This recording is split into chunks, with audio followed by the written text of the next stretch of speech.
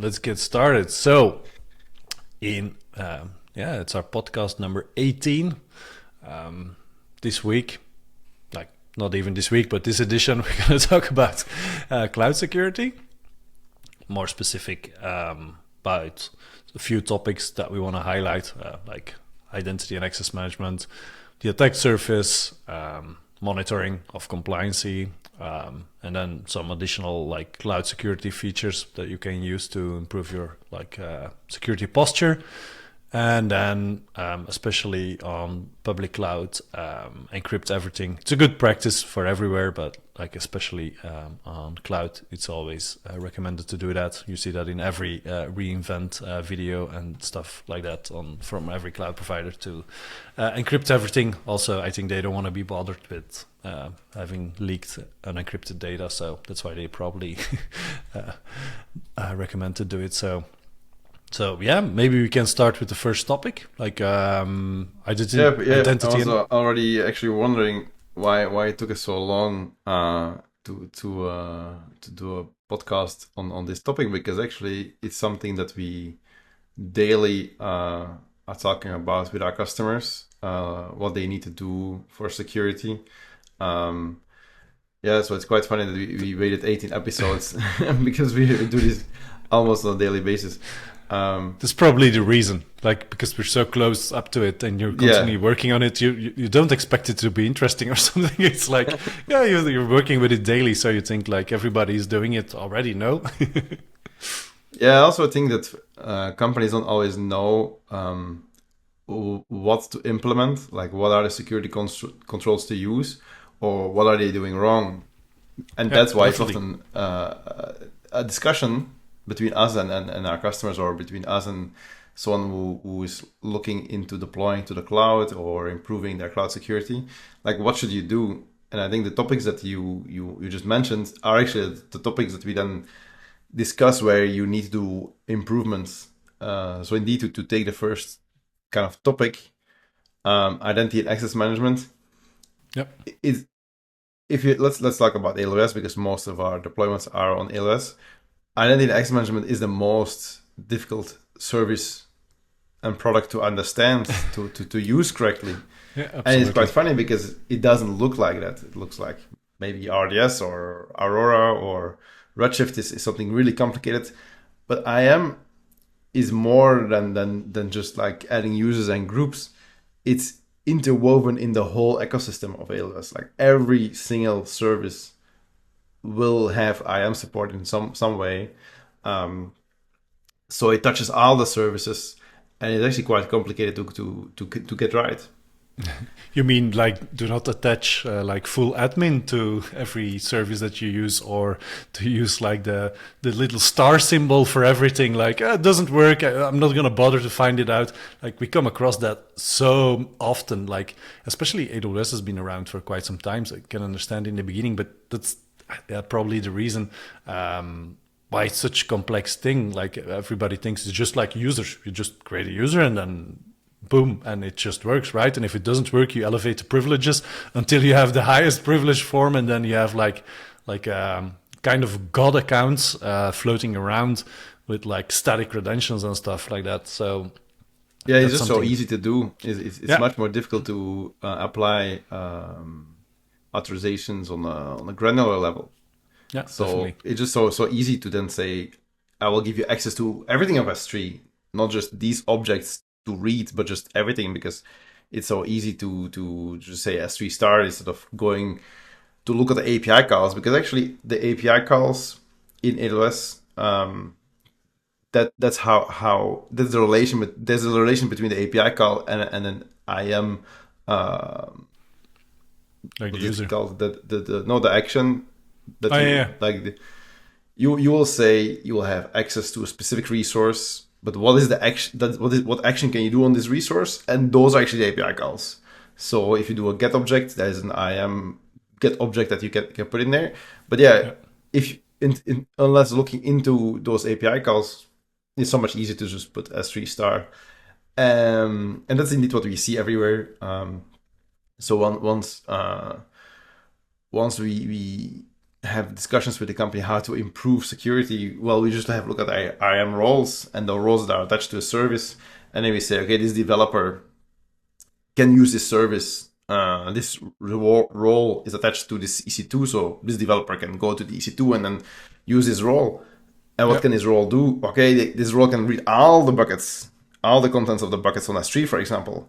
So whatever you were trying to hide, or like the developer, all the developers can read all the content on S3, and then you need to start remediating that. And the same with all the roles that you attach to CI/CD systems. Yeah, it's very difficult to use granular roles for that. It's possible, but it's just difficult. It takes time, so it often happens that you just give too many permissions, and those are, I think, the first one that can get compromised. Like maybe like a static key. Now there's actually so many more ways of securing external systems, like GitHub, for example. You can use OIDC. So this is something that we also implement instead of using static credentials. Static credential is when you create a user and then you just have the access key ID and a secret key. And that is what you would then configure in, for example, GitHub. Well, now since a couple of years, you use OIDC, so that you just say, okay, this GitHub repository has access, and then it needs to authenticate, it needs to use some kind of action in GitHub, some code to authenticate. But you have to use those features, and we often see that those features are not used. Yep, because people don't know about it, because it's so complex. Like, how do you know about it? Like, you need to start reading up on it, right? True. And also, like that time pressure, you're setting stuff up, and it seems like a small step in the whole completion of your task, and then you run into like issues, and then people are bothered with it, and they're just like, just put the highest privilege that it has so it can run, and I will fix it later. I think that's the main problem, right? It's not that the first deployment, you think you're following best practices because you're using the UI in a wizard or something, but it actually, if you follow the UI in a wizard, it gives you too many permissions often. Yeah, even a lot of tutorials you see it still. But I think that's what they are. I think they fixed but the already. unofficial ones, I mean. The unofficial. The unofficial. Even in the official ones. But a really long time ago, they used to say like, oh, use this role, and then they actually introduced a new role, and they say, oh, let's deprecate this old, it's actually policy. Let's deprecate this old policy because they were too broad. I remember that. And then like in Elastic Beanstalk, in SSM, it was the case that they actually migrated to more secure policies because they even themselves created too broad. You see how difficult it is, right? Just to get it right. But once you have it like set up, it can work for every pipeline, for every service you interact with. Like once you get the hang of it, it's not that complex. It's just like taking the time to actually do that. And in the beginning, that's quite hard. And especially because those long living roles and stuff like that for CI/CD pipelines, they just keep living forever. And then you have shared your credentials, like your access key and access secret key, with an external service, like, and you hope that they treat them well and store them encryptedly and whatever, but you don't know, right? Like, and if you then have too many access permissions and you just like shared your keys with them and they get compromised, it can also impact your infrastructure. And that's why it's so important that you limit those permissions to what it's actually needed. The most important part is actually to get rid of the static access credentials, because you don't need a static credentials anymore. You can do everything with temporary credentials. Even when like a developer logs in, they can use tooling to log in and get the temporary credentials. You don't need the static credentials anymore, because the static credentials are quite dangerous because you could always lose them. And then one other reason why they're so dangerous is that you could limit static credentials. You could limit in the role. The role can only be used if you assume from a certain IP address, but nobody does that. Nope. So you could say only when you are within the internal network and a developer should use, for example, a VPN to get into the internal network, a VPC, then you can use these credentials. That's like another layer, but nobody uses that. Yeah, the permission boundaries. I've seen it being used, but in general, it's not really used. It's like an extra safety. So that means you lose your credentials. Someone else from a completely different country, completely different environment could use your credentials and just interact with your AWS API. Yeah, absolutely, which is actually quite crazy. We often use the temporary credentials. To give an example, is when we run Terraform, for example, from our local machines. That's maybe a good use case for it. And also, like, because it's temporarily, it expires every X amount of hours. So you have to refresh those credentials. So they only have like a limited exposure. Let's say you have to offboard somebody, he will never take home the static credentials from his AWS account. So in that sense, it's always a good best practice to do it that way. Yeah, and even indeed, so let's say that you have a lockdown laptop. Yeah. So you need to be within on the enterprise environment. If you don't lock down your static credentials, for example, using the source IP address, well, you could just like take a picture of it, copy paste it, write it down, and then you can take your other laptop, and then you can just log into it to AWS. So there's definitely a public API. Yeah. It's a public API, and that actually is going to bring us easily to our second topic. Yeah, I already scrolled to it. The attack surface, right? So AWS and I think all the cloud providers initially, when they start bringing out services, everything was public. It's like that's where public cloud comes from, I guess. Yeah, true. Just like these are DynamoDB S3, just public services. They have a public endpoint. It's only later when AWS started building like the private endpoints. VPC didn't exist, right? Yeah. Just in the beginning. It's something that's built on top of that.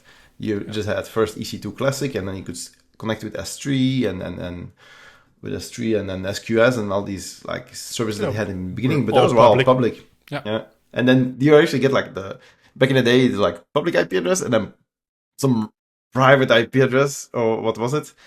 And then the private IP address was in some kind of range that was still shared with other users. Like you could, because I remember like when you even, it's also like a attack surface, but on the old AWS system, you would get a private IP address, and then you would say, I run an admin interface on this private IP address with no authentication. Well, still, if someone else would spin up an EC2, he could like scan the range and see what internal apps were running, and then like log into your internal app if it was running on a private IP address, because your IP address was not really private; it was still shared or like accessible within the AWS network. That's pre-VPC, but you see, it's quite some time ago. Yeah, definitely. But quite some time is now like 10 years or something. Yeah, exactly. But being in a VPC doesn't imply like that you're running securely, right? Like you can still have like a public subnet and running still in a VPC, but you still have to limit everything. Nevertheless. Yeah. Once you attach your internet gateway or use net, you have access to the internet. If you have a public IP, you still indeed need to add ingress rules, firewall rules, to make sure that that nobody can just kind of connect to your services. And the interesting part there is that it used to be that you would always have some services running, right? Accessible to the internet. Yeah. But now I think you can go to zero, and that's what we do, right? We go to zero. Zero services are directly exposed to the internet. So in the past, maybe a web server or something. Now you have a load balancer in front of that. So the load balancer already can intercept some bad or packets CDN, and so on. CDN on AWS CloudFront, they will already intercept. Maybe you have a WAF in front of there. They already intercept some bad packets. So there's already multiple layers before you actually hit your web server. Then there used to be SSH. Yeah. A typical one that will be open. Yeah. Yeah, so that's also closed. Now you use something with like a whole list in the ingress rules of everybody's home IP back in the day. Yeah. But true. So AWS came out with the session manager, so you can use AWS tooling to connect to AWS public API, and that ties back to IAM, right? Because who can access the public AWS API. Then you need to put controls in place for IAM, and then if you have static credentials and then you lose your credentials, then someone can connect to your EC2. So like multiple layers, strong credentials or temporary credentials, strong IAM policies, and then you can say, okay, no access, no public access, always before load balancer in front of it, or session manager for SSH. Even then, in some cases, you would still need access to the database. You can either use a session manager, but you can also still use a VPN, right? So, I mean, if something would be exposed, it's either through the session manager or maybe through a VPN. The VPN is also still used a lot. That's true. Then, I think going then to zero trust. Okay, going to the starting the VPN and having access to your network shouldn't automatically give you the right to access something, and that brings us to zero trust, where you say, okay, you want to access a service, you need to identify yourself using an identity provider, single sign-on, and so on. So everything is zero trust. There's no access. Just because you're coming from this IP address shouldn't mean that you should have access. No, because it can be an office IP, and it used to be the case like you log down to the office IP, but the guest network, for example, for the Wi-Fi is also on that guest external IP. So it means that when you're in the lobby of that company, you can have the same IP whitelisting to go to your AWS services, for example. And it's not that far-fetched. I can imagine that some attacks already happened that way. But yeah. Yeah, and when you do security testing, this is how they find the holes, right? They go and sit in the lobby, or what is it? They I heard these stories. Someone they sign themselves in as a guest, go to a toilet, find a spot to hide themselves, wait until the office is closed and stuff like that. Yeah, true, absolutely. But it also brings us into kind of the next topic, and that's basically continuously monitoring of the compliancy. Because it's easy to do it yourself once you have one EC2 instance and a couple of Fargate services or whatever. But once your company starts to grow and the account becomes bigger and there are more people actively working on the AWS account, it's hard to keep the compliancy on track, basically. And there are a couple of ways that you have to get notified when something is changed. SSH has been opened or whatever, that you get a message in Slack or whatever, and that there's also an immediate plan to resolve the actual issue, that somebody's following that up, because else you have a good baseline, but once there's a lot of people working on it, some people maybe are not familiar with IAM that much or whatever, and they just open stuff up. So that's also important, that you continuously monitor it. It's not we're compliant, hands off, and that was it. See you next year. It's also because it is so difficult to find non-compliant issues, because you log into AWS, right, and then you have 20 regions, 30 regions, where is something deployed? Okay, in EC2 you have the global view, but there could be literally something running in a region that you don't know about, and then you I like this discussion when we're talking with a customer, and then you're okay, we're gonna lock down the regions in with a organizational rule, right? Yeah. So what regions are you using? Okay, we are using US East 1 and EU West 1. Okay, I'll just check your billing just to make sure, and then suddenly oh, but you have something in Tokyo and in Sydney, and yeah, exactly. So and it's even quite difficult, because continuously monitoring also means that you need to monitor all the regions that you can actually deploy in. So that's why these controls are also so important. So you need these organization controls to make sure that you cannot deploy in all the regions. Then you need to implement all the monitoring rules in the regions that you are allowed to put something. And if you don't do that, indeed, someone could just go to a region and start an EC2 with maybe an IAM role, and then this can be the way that someone gets into your AWS account, right? So yeah, exactly. There's indeed something that we didn't mention yet, is indeed that you have the organization and the multiple accounts and the multiple region, and then you also need to log down on that level as well. Yeah. So Good point. the SCPs that you have to use, the policies, and you can also use something like Control Tower, or there's some other tooling that exists as well. Control Tower is quite Cumbersome, yeah. yeah, cumbersome, but also the most popular one because it's Yeah, just built true. in AWS, right? So, True.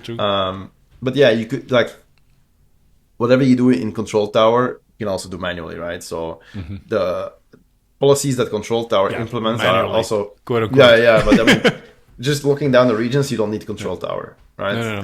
No, exactly, So yeah. yeah, It's an assumption a lot of people make, but it doesn't work that way. Yeah. yeah. So just on AWS, it like you need to go through quite some steps Oh yeah. if you want to make sure that nobody can just launch an EC2 with port 22 open, for example.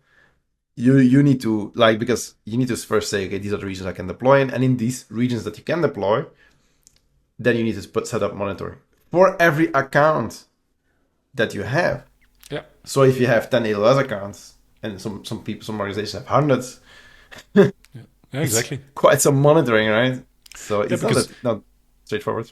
Yeah. absolutely. If you Good. overlook, like, let's say that EC2 instance in Tokyo, for example, with the full admin privileges attached to it, it can alter IAM permissions in other like regions and stuff like that as well. So it can be that your EU West or US East 1 account is completely locked down, but like those permissions are shared. So that's also very important that you don't overlook those things, because else it will be all in vain, kind of. Yeah. These are these like horizontal, you have like an attack, they come in at some point, Yeah. and then they try to elevate their permissions. And one interesting way is also that you can sometimes pass a role. Like there's some policies that you can make within IAM, like a sudo in IAM, that you can actually assume another role and stuff like that. So it's not Yeah. like you just have to indeed be careful that once you have to follow the attack path once someone is in and he has an elevated role, or maybe not elevated, but can he elevate his role through by assuming other roles?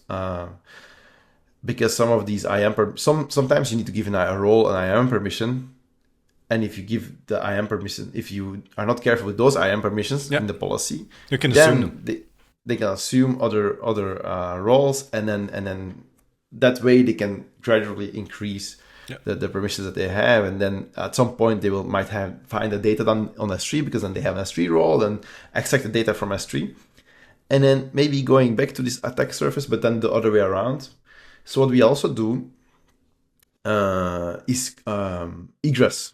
So once you actually have a breach, how much damage can they do? How can they exfiltrate the data? And if you then also on the egress side try to block everything, it's much more difficult to get the data out. So on the egress side, you have net gateway. You can put a firewall on your net gateway, or you can work with a proxy just to make sure that it's not that easy to just kind of get the data out. So with S3, it's probably, if we also try to make it difficult, for example, to access objects in S3 if you're not within the local network. You can use also VPC endpoints, maybe not with S3 because it's a kind of gateway, but with other services, to make sure that you come first to this endpoint. You first check whether you're from this VPC IP, just to make sure that, just to make it difficult. So once someone is in, if you still don't have any egress access, it's difficult to get the data out. If you then don't have the permissions to make the changes, right? But then if you make the change, then back to monitoring and compliance. Someone made a change. What is going on? That triggers an alert, or the change is automatically reversed. That's also a good one. So you can have a remediation as part of your monitoring, where if you see that there's a rule changed, a security rule has port 22 open, you can just have it automatically remediated and remove it again. So there's definitely quite a lot of controls that you can implement. And the controls that we are talking about is even going beyond the standard compliancy, the SOC 2, or the ISO certificates that you could get. We are even going beyond that, right? Those don't really mandate anything. Like you say yourself what you mandate, but you can implement quite some controls for cloud security that are going beyond what your company wants or needs for compliancy reasons, just to make sure that your account is secure and will be secure. It all kind of depends whether you have the time and the resource to implement everything, but most of the what we said here, most of them completely make sense, right? Monitoring and locking down regions, and we see that it's already quite difficult just to do those. Yeah, but once you get started, you better go through with it, because some of those permission boundaries and stuff like that on those S3 policies are not that hard to implement. Once you start approaching and getting rid of those permissions that are too open or whatever, once you get working on it, it's best to just completely do it. It's not going to matter those 4 lines in the IAM policy. It's what I'm trying to say. Basically, sometimes you just better take it all the way instead of doing partially, because it's not that much effort once you start doing it, actually. Yeah, it's like a continuous process, basically, right? That's how we tackle it. It's not like this month we are going to remediate everything. Exactly. Like, okay, where do you want to be in 1 year? Yeah. Where do you want to be in 1 year? Where do you want to be in 2 years? And let's just work towards it. And then indeed, then it's just kind of a small fee that you have to pay every month for someone to be working on this to improve the whole environment. That is never just some big bang like now we're gonna remediate everything. No. So those projects mostly come in from when they are breached, basically. Then they suddenly have found a magic pot of resources that they can dedicate to this. But that's just the way it is, I'm afraid. But there are some external tooling that help us as well in achieving and monitoring it, like Aikido or Orca, for example. Those are 2 very popular ones that we use. Basically, so maybe can I just explain briefly what Aikido does, for example? Yeah, it's basically it automatically scans your AWS account and also repositories for vulnerable packages and stuff like that. It's the whole suite of... and that's continuous, right? So Yep. That's your continuous monitoring right there. You just kind of take an external vendor and plug it in. Boom, it's even not that expensive for what value it brings, because you just get notified like that package in that repository needs upgrading. But like in our case, it's when somebody has changed something or like on the cloud side, or there's best practices that they want to follow. Then you can say like, here's your ISO 27001, for example, reports, you're missing this and this and this, and then we can help them remediate those issues and become compliant. And the same goes with Orca, basically, but Aikido... But Orca is more expensive, right? Yeah. We were actually using Orca and then we switched to Aikido. Yeah. Because we're just getting more features for the same and also it was they did something weird with their pricing. In the beginning they were okay with the pricing, and then they were like, it was with containers. If you monitor like 10 containers, it's 10,000 euros all of a sudden. It was something, they did something weird with that reminds me of Datadog pricing. Yeah, exactly. It's kind of similar. I don't know what it did, but weird pricing. Yeah. Because it didn't make sense to scan all those containers, but that was their licensing model. You have to pay per container, but then it was something weird. And that's when we looked for alternatives and came across Aikido, which worked out well. But you have the same products on AWS available as well, even if you don't want to use a third party, right? So True. AWS config is used. Security Hub is one as well. Yeah, to have an overview. And then also AWS config also integrates. I mean, you can also use this. What did I mention to manage your accounts, your organization? Control tower. Control tower. Yeah. So control tower you can use if you have multiple accounts to also manage this. Then you have the single sign-on that you can use within AWS or externally. We use OneLogin, and even the OneLogin plugs into the AWS SSO if you really want to use the AWS SSO. Things like guard duty that just can have a look at. Yeah. your environment, whether you have SSH open or not, stuff like that. And then you also have like security features like within the products themselves, and those are sometimes also forgotten. So let's say you deploy, I don't know, Kinesis is maybe a bad example, but some services they also have like security flags that you can enable. Like you can make it more strict, acting more strict. With EC2 we have IMDSV. So with the Capital One hack, they were hacked because their proxy was proxying the metadata server, right? By accident. So if you enable IMDSV2, you first need to get a token, and then it's not that easy to just proxy it. I mean, if there was still a configuration mistake, then they wouldn't just easily grab your credentials. But those things, over time, they get enabled by default. Like if you create a new account, some security features are enabled by default, but the older accounts never have them on by default, right? So then you have to look and see if you have them on. Actually, I was thinking about S3. Like there's another one that we enable is disable all public access for S3 buckets, because your S3 buckets don't need any public access. If you need public access, just put a CDN in front of it, so you can easily say just disable all public access. Because there are also so many breaches that happened with public S3 buckets. AWS knows that.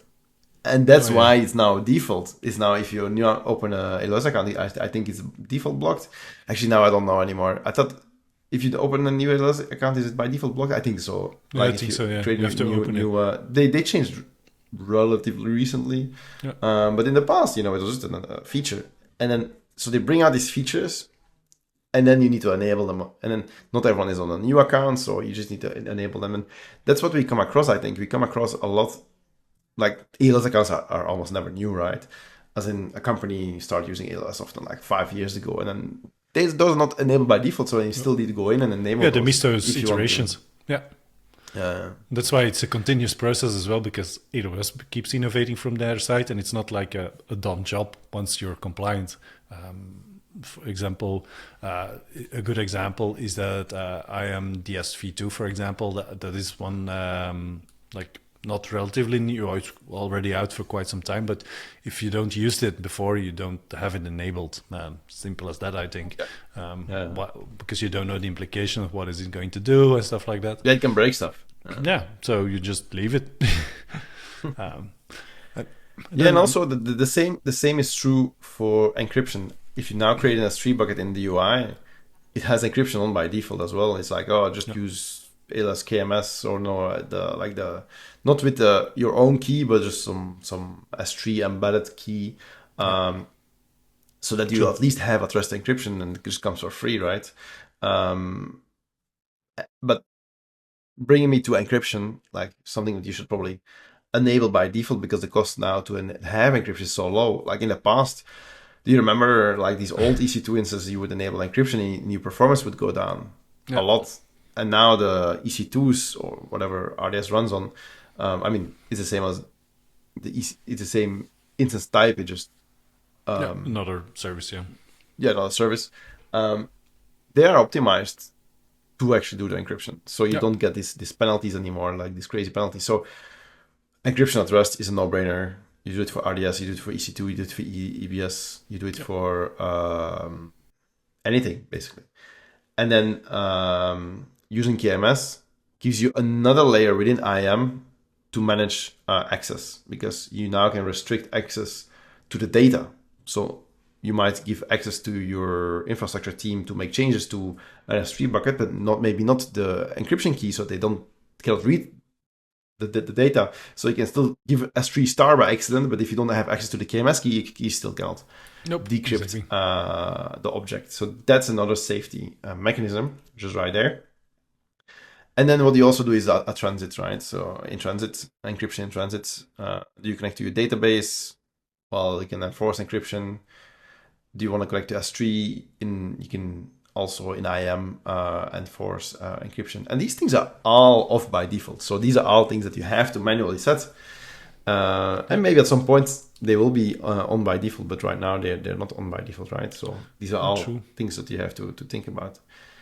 But they're also not that super complex either. Like, okay, at transit, sometimes a bit harder if your application doesn't support it or whatever. You have to rewrite some parts. But in the end, it brings so much value that, yeah, like you said, for example, a cloud engineer should be able to configure S3 buckets and whatever, but shouldn't necessarily be able to read the data that's inside that object. And that's a good way to have those segregations. Obviously, that for bigger companies that implement that, at least that's what we see. But nevertheless, it's a good practice to actually like have those barriers between things, just to limit your exposure once something goes wrong.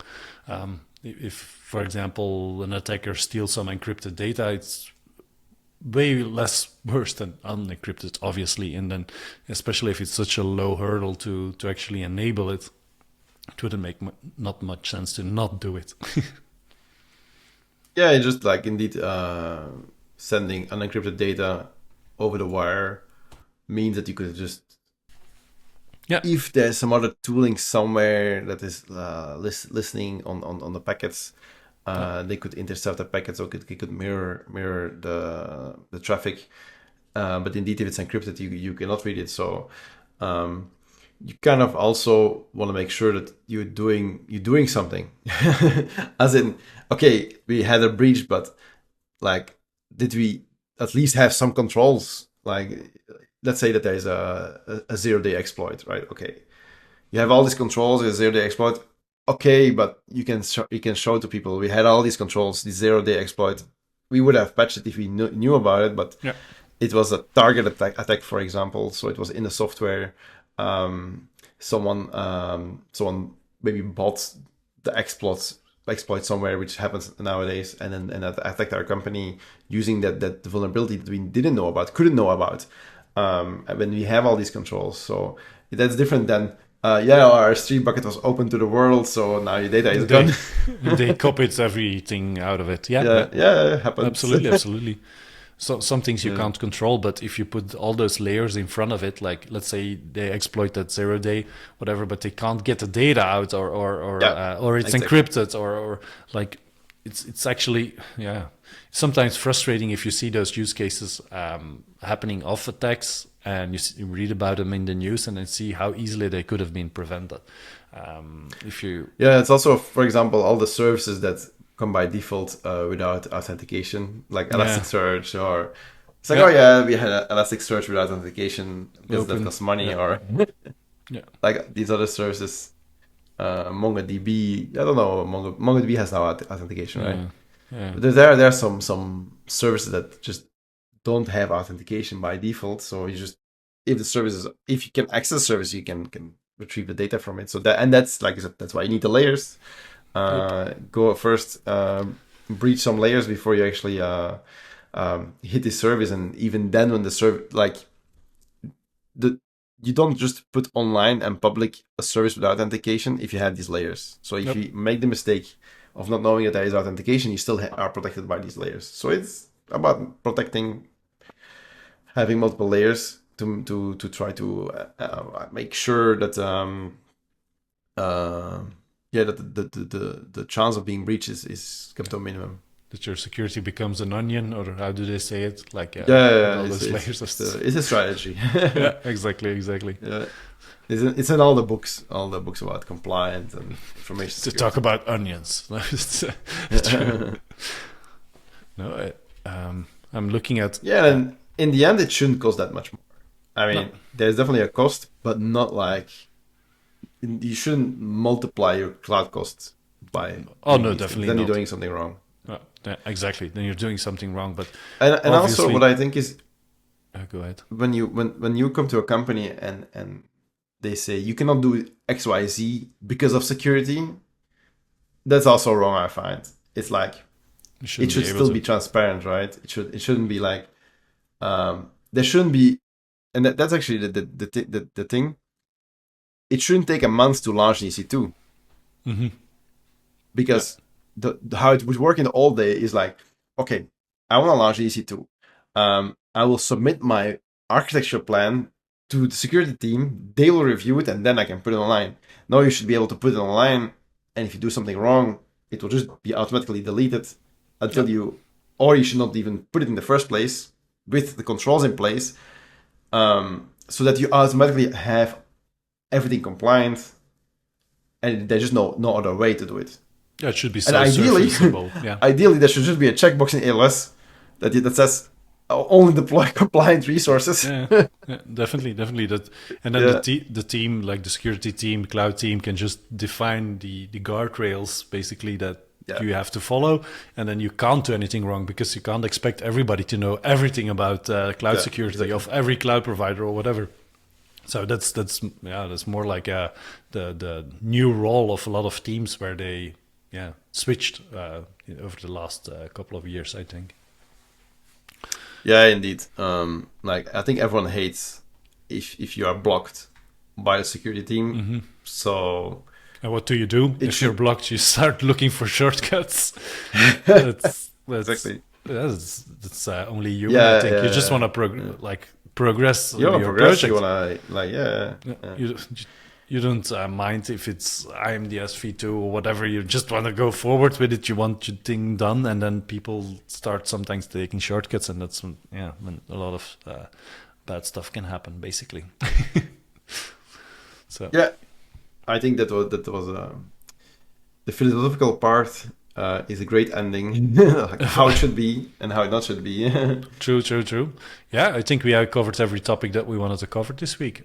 We can always go into more depth if people want to know more about anything we discussed. Feel free to comment it or let us know.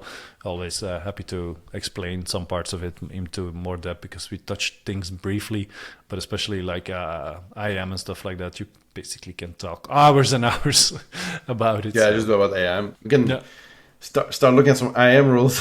Yeah, definitely. Once they become a couple of pages long. They become interesting. Yeah. All right. Thanks for watching, listening, and see each other soon. Take care. All right. Bye-bye. Bye-bye.